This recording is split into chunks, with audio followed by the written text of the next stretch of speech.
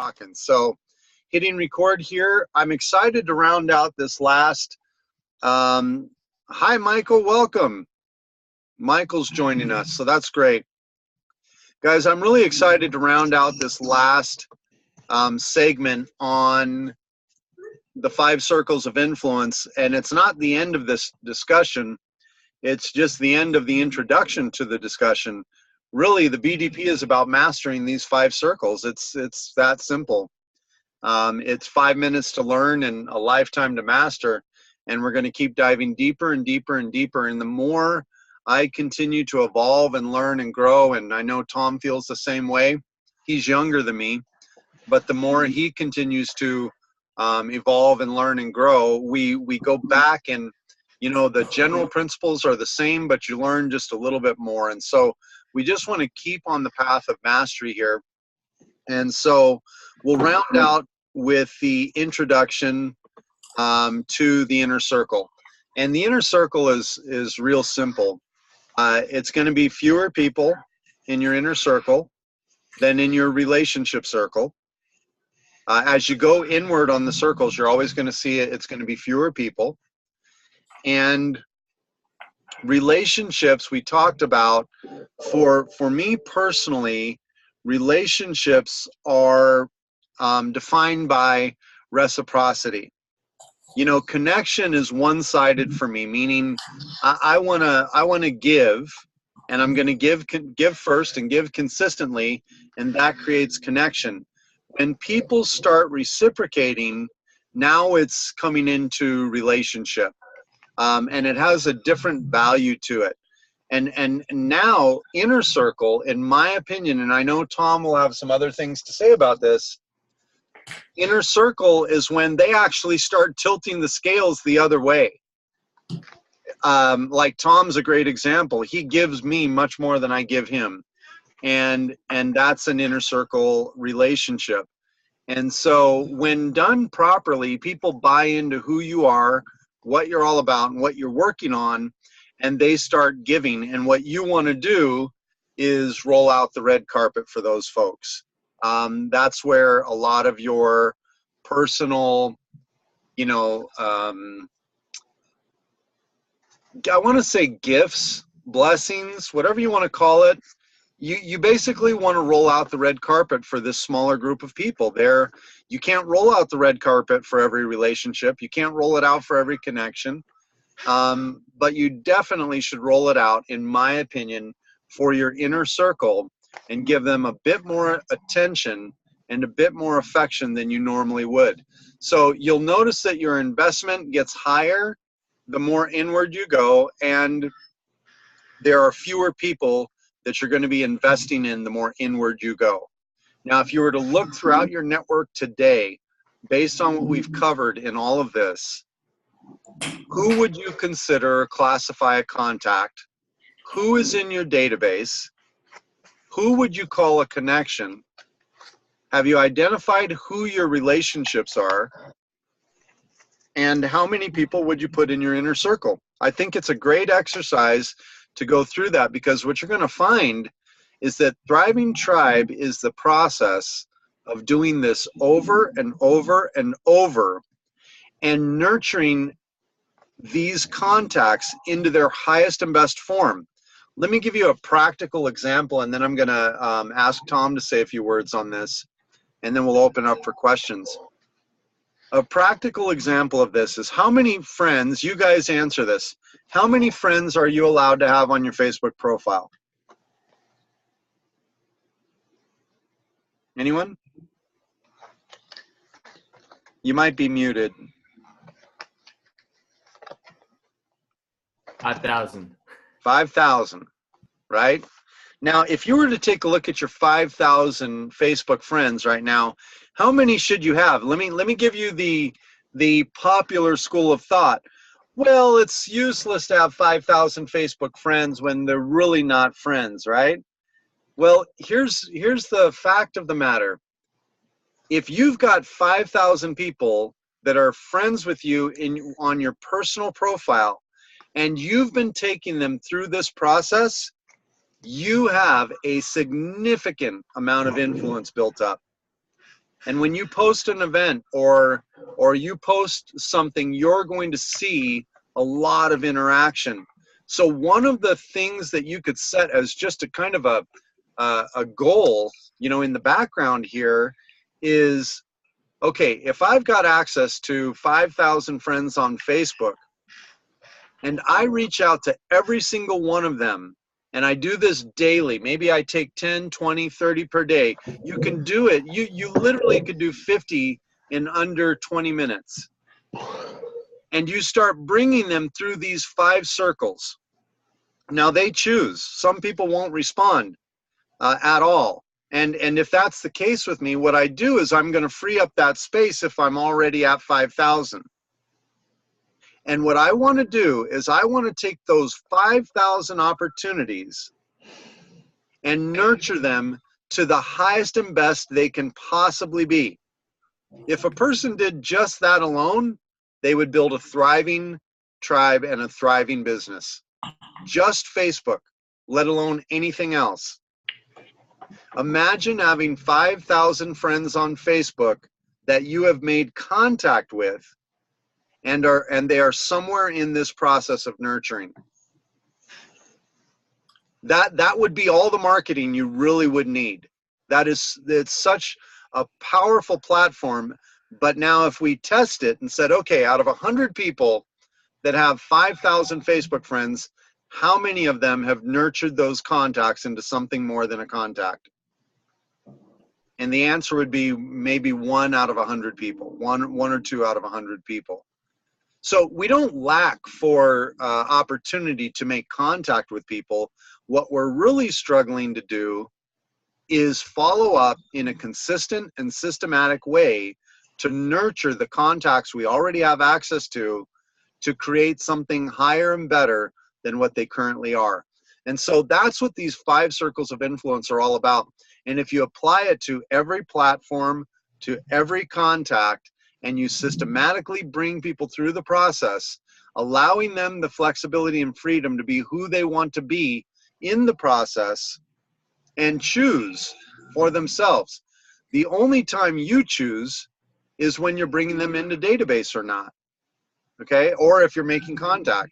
But connection, they have to decide if they're going to choose you as a real connection. They have to decide if they're going to reciprocate to be a real relationship. And they have to decide if they're going to bring themselves into your inner circle and add value to you in such a way that they are part of that circle and that you want them there. So that's really kind of a wrap up on the 5 circles of influence. And then Tom, I know you probably have a bunch to say on this, so I want to go ahead and turn it over to you and get your thoughts. Thank you, Brad. I'm going to say some things that's probably going to change the paradigm of some of those who are here or who will listen to this recording later. And there's so many places I can speak to, but I want to place emphasis on how you need to focus on moving your mindset towards creating the inner circle. And I'm going to add the term weeding, like weeding the garden. Because what I find over and over and over and over again is that most people think they need more people in that inner circle than they really need. You do not need a lot of people in that inner circle. There's a few reasons.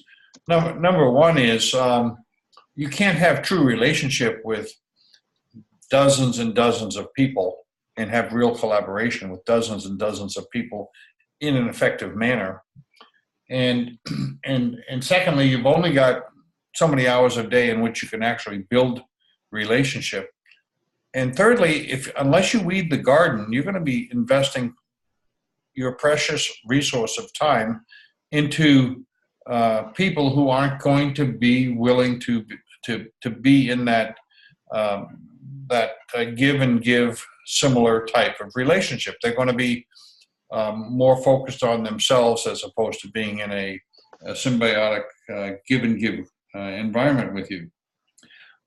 What you catalyzed me to say, Brett, and I'm reflecting back on our time together years ago, when I was focused on building a inner circle, what I found is my inner circle helped me create my inner circle. Because we were in real collaboration, my inner circle became somewhat like a nuclear reaction where it fed upon itself and it added to itself. And when you distill out those who will be in real collaboration with you, you're going to find they're going to bring the real collaborators in their world to you. And that's huge because now you've got what's called scaling. You've got growth coming because of what you're investing in other people, and you get to be the beneficiary of what you've invested in them because they're bringing to you their special friends, their inner circle. I work with I think I spoke of this a week or two ago. I work with a professional consultant, a very, very talented coach consultant here in Southern California. I really admire this man. And what he has shown me as I've been coaching him, what he has shown me is that the more I get him to weed his garden and focus on fewer and fewer, but more deeply and more relationally, he's prospering. His pipeline is filling. And at the same time, the splashover effect to me I get 1 or 2 new client referrals a week from him, and he celebrates bringing them to me because he's causing his inner circle to become part of my inner circle. Okay, so this is nuclear, and if you understand nuclear progression, you know that 1 creates 3, and 3 creates 33, and on it goes up. Okay. Now, the challenge we all face, every one of us face, and I face it every night because at the end of my workday, I'm with my sweetheart, my wife of 40 years, and we sit together and I bring my iPad out and I start to look at my social tools, and she's watching The Voice and I'm looking at Facebook, and I realize that I'm entertained by vicariously looking at who's doing what and what is going on out there in those outer rings of the circles of influence, and that is a time suck in my life. Perhaps it's okay because it's the end of the day and it's sort of like ramping down. But I want to caution you all to not get caught in that time suck if, in fact, you haven't really invested in building your inner circle. You've got to do that. When you do it, it's gonna create the social proof and become the energy and the mechanism, the machine that just starts to grow for you.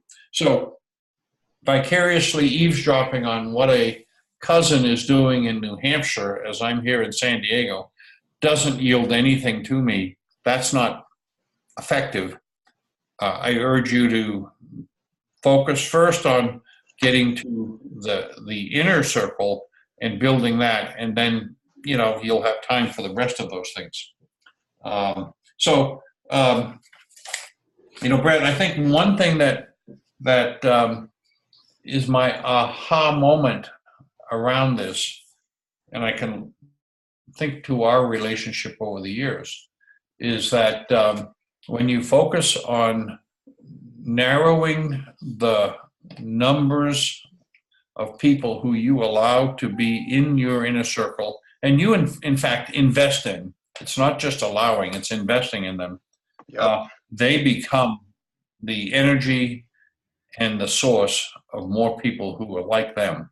And that's where you get scaling and growth in what you're trying to do. Absolutely. Thanks, Tom, for that. That is extremely well said. And I want to support some of your comments. As you know, and maybe some of you guys know, I recently was interviewed on Voice America. And Voice America is the largest internet podcast in the world. And Dr. Barbara Young interviewed me on thriving tribes and business development. So she came through an inner circle contact. Actually, she came through a relationship. And consequently, I'm about to finish the final edits in the book, Thriving Tribes versus Network.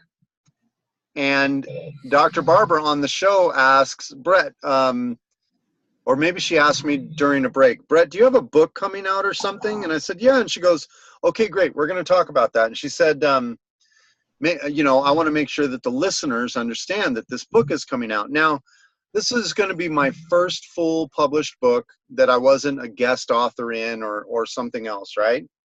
And a lot of people go, well, they write a book and then they got to market it. Well, here we are with 3 million listeners, 120 plus countries, through a relationship, close to an inner circle relationship, not quite there, but close. And Dr. Barbara, as a referral from that relationship, is doing all of the marketing for me before the book is ever even completed. And the show airs November 27th, which is precisely the time that the book will be published. And the marketing is already done ahead of time, okay? At least a piece of it. Consequently, since we recorded the show on the 30th, which was 2 days ago, right? I've had multiple requests on Facebook from people she's connected to that have radio shows. And I've had 2 other requests to be on the radio. So if you understand what we're saying, when someone asks me, why Thriving Tribe versus Network? The answer to why is real simple. You'll do more with less and you'll do it faster. The how is different. We're talking about the how now, but the why is simple. You'll do more with less and do it faster, because these relationships and the inner circle will actually do a lot of your promotion for you. I didn't spend my energy building her podcast. That was her effort, her energy, and her team. And to your point, Tom, the value that these inner circle or the close relationships create is exponentially greater. You want to invest in them more, but honestly, they require less. We should give more, but they require less, and they do more in return, or they reciprocate more, I should say.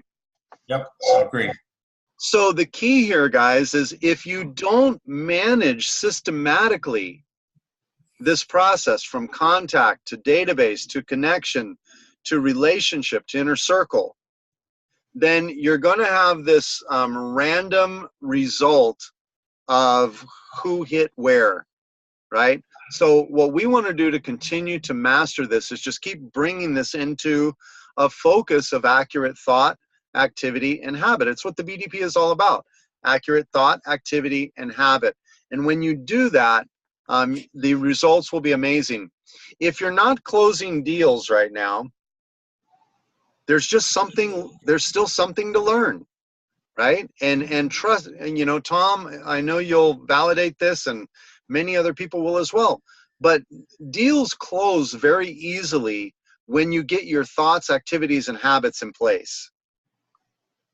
And one of the mistakes that I've seen a new BizDev Pro make is they set their intention to close a deal. That's the old sales paradigm. What we're teaching here in the new sales paradigm is don't set the intention to close a deal. That's already a given. You already know you want to do that. But set the intention to build a thriving tribe. And you just got to kind of marinate on that and what that means. If you set the intention to build a thriving tribe, then your family is going to be better off. Your church will be better off. Any cause you're passionate about will be better off. Your income will be better off. Your collaboration and connection and sense of belonging will be better off. I haven't seen an area of life that Thriving Tribe didn't improve. Yeah. I just Hey, haven't seen it. yeah, Brett, let me chime in here. I'll kind of relay a story I relayed to you earlier today. Sure. I was on the line, a call today with a BDP, I won't mention who, and we were talking about how their business is doing. And I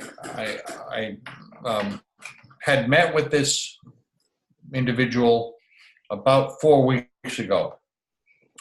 And as we're talking, he's telling me, 4 weeks ago, I was closing 20% of the people I was making a sales call with. And he said, after we talked and I come to learn about what it means to be other-centric and focused on tribe building, my closing rate in 1 month has gone from 20% to 100%, such that I now have to manage how many new clients we're bringing in. And I think that is a perfect reinforcement of what you're describing as the essence and purpose of creating Thriving Tribe. Now, he's learning a lot of things along the way, so now you know he's a he. That's the last I'll let you know. But the point I want to make is, you mentioned something that is really about accurate thought and accurate activity, and that is doing something in a systematic, consistent, repeatable, ongoing way. When you become focused on right actions and doing them consistently, the results will just accrue. They'll multiply. So to all of you, I just encourage you, understand what right action is and what the right activities are, and you will find that you'll see a scaling up of the results as a product of what you're doing. So Absolutely.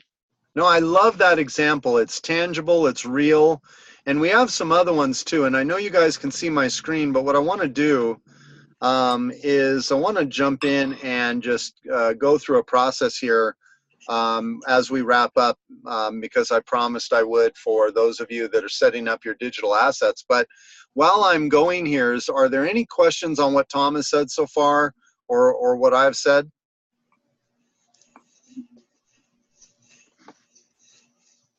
No? Okay. I want you guys to pay attention. Can everyone see my screen and what I'm typing in? yeah, Okay. okay. Okay, I'm typing in brettlabit.com. Let me check a message over here. Thank you. Okay. I'm typing in brettlabit.com. Now, just watch where this goes.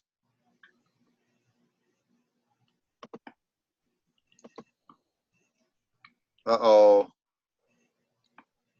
Can you guys still hear me? Yes.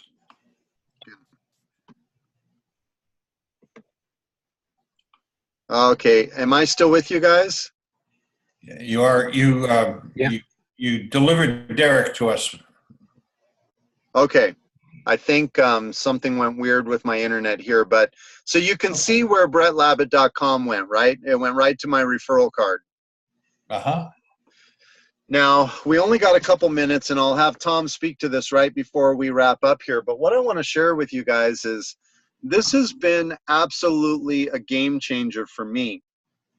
I can use a simple domain name, and I recommend that if you haven't done it already, buy your name in your domain. So brettlabit.com or derekjsmith.com or michellesalinas.com. Why would you do that? Why is that so important? You may change horses at some point in life. You might be a BDP today, and tomorrow you're XYZ. But one thing that will remain throughout your lifetime is your first and last name, most likely, unless you get married, of course. But that is your brand. You're Michelle Salinas, you're Stephanie, you're Derek, you're Michael, right? And it's easy for me, and people, where do people see this? They see it all over. They see the spelling of my name on Facebook. They see it in my email. They see it everywhere that I'm interacting in anything. People are seeing the spelling of my name. So I want it to be easy for someone to go to brettlabit.com and then pull this up and see all of my links. Now in here, I put some things that are important to me. A link to the BizDev Pro, which by the way is my affiliate link. A link to Evo. A link because I want people creating their referral card because it saves me time when they do, if I'm going to refer them. If someone wants to book an appointment with me, they're going to go right here to my calendar. Here's a credibility piece where if they go to the Power of Giving, then they're going to go right into our blog and they're going to see that I wrote the featured chapter in this book. So it helps to build some credibility for myself, right? Which is important. It's so kind of like social proof, right, Tom? No, it is social proof. Absolutely. It is. Yeah, it is social proof. So and then when the new book comes out, it's going to go here. And I was also filmed in a documentary, and that's going to go in here. And it helps someone when someone says, Brett, tell me all about you and what you do. I'm very polite, and I'll spend a little bit of time messaging to just give some brief points. But could I ever message all that's written on this card? No way. No. But after I've earned a little bit of engagement and I send them to this card, I had a gal the other day go, she said, Brett, I went through all of your referral card. I looked at Wevo, I looked at refer.com, I looked at the BizDev Pro, and I'm excited about all of it. How do I get involved with you in some way? And so, I mean, even here on my referral card, I've got testimonials from other people. I've got my trusted team, who's referred me, the services I offer. So it's really, really important when you're setting up your digital assets that you do it meaningful and purposeful. Now, why am I doing it here? Now, Tom, correct me if I'm wrong, but do you guys see this URL here, refer.com/Brett Labit? That is going to be that is going to have the ability to rank in Google real soon. And what that means is that the more that this link is opened, used, and shared, the more my business card is going to rank in Google. And that means that anyone searching for anything on it, and it comes up high in search, people are going to stumble across my card and look at my content just from that alone. And so, Tom, I'll just, we're about out of time. I think we are out of time. Would you just make maybe a couple last comments just on that? Well, sure I will. Brett, now imagine yourself as someone who's trying to find prospects or freelance and create opportunities for the future. The way you've constructed this, and you've done it in an amazing way, because people are going to find you. They're going to see your distinctions. They're going to find ways to connect with you. They're going to see what you stand for and what you value. And as a result, the personal brand, Brett Labit, is going to be forthright and present in front of someone. And, you know, it's just going to continue to build who you are and who people can count on and connect with in such an amazing way. So great job. I mean, I'm just pleased and impressed with what you've done, and you're just setting yourself up for an amazing escalation in your exposure and your social proof. Great job.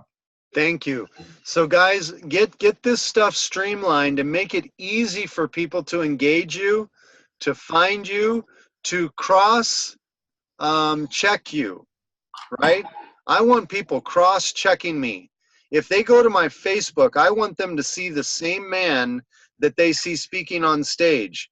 If they read my book, I want them to see the same man. That's why I'm not going to have my the book ghostwritten. You know, I've had so many people come to me and say, I'll ghostwrite a book for you. Just let me do it. I'll do it for free.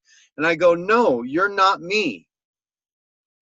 They need to see me, and they either resonate with the me that I am, or they don't. If they don't, then that means I've got some internal change to do. But all of our assets should align with the authentic self. This is key to building influence. You can build image, but I in the end of the book, I use an analogy, and it's called the room. It's easy, you know, it's easy to be a light in a dark room. It's a whole different thing to be a light in a room full of light. Image can pass for light in a dark room, but only essence is going to outshine light in a light room. Okay? In the new world, it is going to require that people can depend, trust, and believe in us no matter where we are, what we're doing, what platform, what system, that we're the same on the inside as we are on the outside, and everything aligns all across the board. This referral card and what we're teaching helps us to do that in a powerful way. So I hope that's informative and helpful. And thank you, Stephanie. Yes, congruence. Thanks for the comments, ladies. But hopefully this was helpful. Tom, thank you so much. Any last questions before we hop off for this evening? Great job, Brett. I just compliment you. This recording is a gem. I urge everyone to go and listen to it again. It is a gem.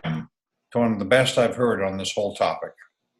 Excellent. And just so everyone knows, you'll be able to find it. I'm driving home from Sedona to Phoenix, so it's going to be a little bit later tonight. But you'll be able to get this recording in the BDP Mastermind group. You can get it on the BizDev Pro Facebook page, and of course in BizU when you log in. So thanks, everybody. It's good to see everyone, and Absolutely. we'll be back here next week. See you later. Thank you. Blessings.